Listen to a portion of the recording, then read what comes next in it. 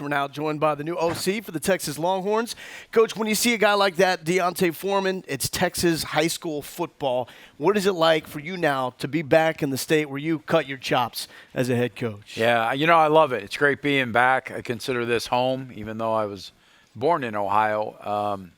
My daughter was born here, so we had great friends and a great time here. And we love the state. We love the people here. And we're just super excited to be with Coach Herm and the staff.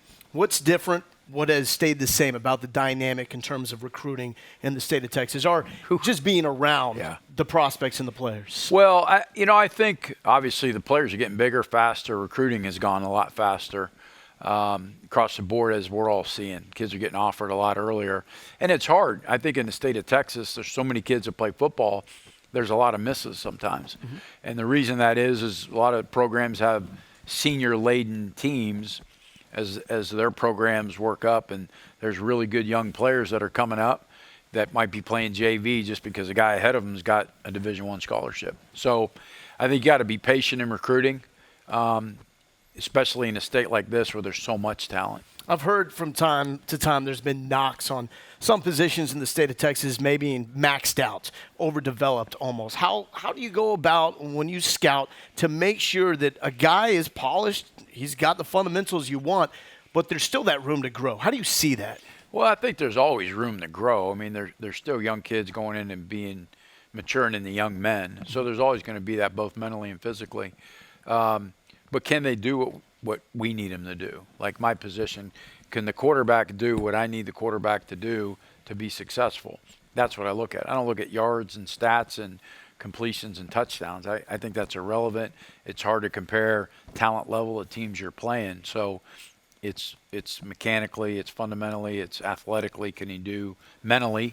Can he do what we need him to do? Speaking of what you look at, for fans at home who've never seen an offense under your leadership, what would you say you want the identity of this offense to be? We got to be tough, number one. That's the first thing that we got to be able to do is impose our will on people. And I think it doesn't necessarily mean that's running the football. It's just we got to be tough. That's making big plays when we need to make those big plays. We want to be fast, play fast. We want to be fast as players. Take the thinking element out of the game and let them go. Put their foot in the ground and go as hard and fast as they can go, and be aggressive doing that. So we want a lot of confidence in our guys when they play. And again, that's all an element of keeping it simple enough that the best players are out there playing and developing those guys to be able to do that at a really high level. Coach, what's your first order of business, kind of with this new recruiting class offensively, and then with this new offense itself? I laugh at that because when you said first order of business, I don't know. There's so much. There's so much on my plate. I'm like, first order of business. You see keys? No, as far as the incoming group, it's really good. We got Sam and Tennille here already, so we're really happy of that because we got a chance to work with those guys, really talented guys, and obviously at quarterback position we need that depth. And so it's a great opportunity to have those guys, and soon we'll be able to work with them. With the guys that we have right now, it's just implementing our culture and our plan to win and how that's going to take place and getting our guys to believe in that. Coach, finish this for me. The starting quarterback at Texas will do what? I thought you were going to say will be. I was going to be like, I'm out. I'm out. I'm like, holy smokes. Talk about fast. I was like, wow. So the starting quarterback at Texas will do what? Named. Yes, sir. Be a great leader. Be a great leader. He's going to be tough, and he's going to lead our football team. Because that guy wins and loses the game. He touches the football. Every single play, he's got to make great decisions to be able to do that. And he's got to lead. No, I'm not ever going to ask him to be perfect. Nobody's perfect. So I'm going to ask him to play really hard and lead this football team to touchdowns and lead this team to victory. Does he have to be extremely mobile? We know at Nebraska you had Taylor Martinez, had to try to run him down. At Ohio State you had a plethora of guys. Yeah. Do they need to be mobile? Is that kind of a prerequisite? No. Obviously recruiting bases, so to speak, where you get your players from and the type of quarterbacks you get, you kind of implement and devise and strategize your offensive scheme to give your guys a chance to win, whatever that takes. That's my goal. The bottom goal for us is to score more points than the other team. However, we got to do that. If it's 3-0 or it's 63-62, it doesn't matter. My goal is to score more points than the other team and to give our guys the best chance to do that.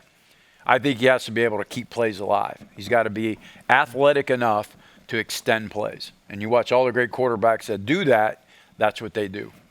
Coach Herman is known to be a very detail-oriented head coach, and I think sometimes there's a perception that someone that has a certain background, like his offensive background as a former OC, being detail-oriented, that he would call the shots, he would be controlling. But everything that I've heard is he turns the keys over to his guy, his OC, his DC. What is that working relationship going to be like with Coach Herman? Well, I mean, I've known Tom for years. We've recruited against each other. We've shared ideas. We've been in the same conference and have a lot of incredible respect for him. I hope he gives input. He's a smart dude, and he's won a lot of games. And I want that, and I relish that. And in the end, all of us together will come up with our plan, and then here's how we're going to implement it, and here's what we're going to do to win.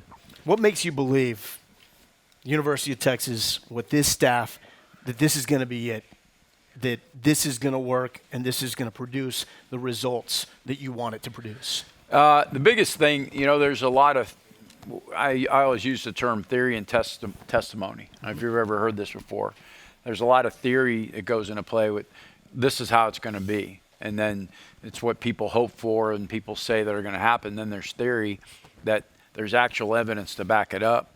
This plan is infallible. Now, it's one everywhere we've been, he's been, programs that I've been under, this staff's been under, it's infallible. It's getting the guys to believe in the system and believe in what we're trying to teach them and the culture of our program. Once that gets into place, sky's the limit here. Coach, I know you've only been here for about a week, and so you haven't really had a lot of time to sink your teeth into your current roster. But from what you've been able to see, how would you assess the talent that's already on the roster? Very impressed. Obviously coming from the other school I was at, to be able to be in those kind of games with those kind of athletes, we're very similar athletically. But there's some things obviously we have to change, and that's between the football team and the coaching staff. But I'm really impressed. I like the group that I've seen out there.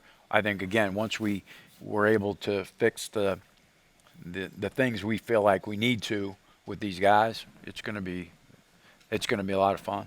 As many points as Big 12 offenses put up, do you feel like you have to change your style some, slow games down, speed games up, or you just do what you do? I think hopefully eventually we want to do what we do and be good enough to be able to do that. But obviously that's part of game planning.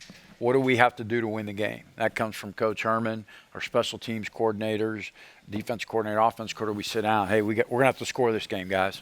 Okay, or hey, this game, we're going to be okay. That's all part of the game planning that goes in.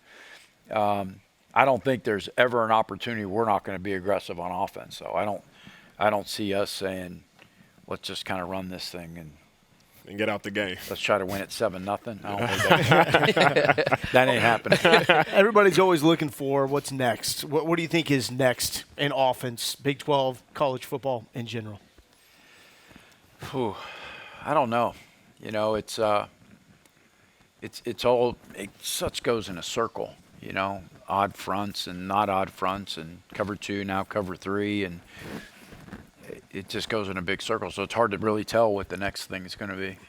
With that said, how important is just, regardless of what you're doing, the details, the execution. Right. And that's what it is. It's understanding what we're doing, keeping it simple enough where our guys can play really fast so they know, okay, when this happens, I do this. When this happens, I do that.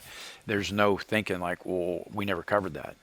Or you have so many plays and your offense is so big, they can't remember it. It's got to be quick and fast and go. One of the things that has changed the game of football are the run-pass options. Yeah. For people at home that don't know, essentially, it is an audible on top of an audible for offenses. And this is something that you utilize in your system. Yep. What is the key to making those RPOs successful? Well, I think the first thing is if you can run the football, you're going to get people to add into the box, which is going to create the RPO opportunity. If you can't run the football and they could stop you with a base front, then they could cover you down and stop you in the base front. So once you're able to either outnumber them in a box or control the line of scrimmage, they got to somehow get help. So it's a safety, a backer, it's somebody that's going to cheat in and try to give the illusion they're playing pass, but actually they're going to play run, and the quarterback reads that player, and when that defender adds in, he throws it, even though it's a run play. Yeah. Well, Coach, we really appreciate the time. Awesome. Best of luck Thank you. finding your keys, finding your car, Yeah. finding your My question hotel. is,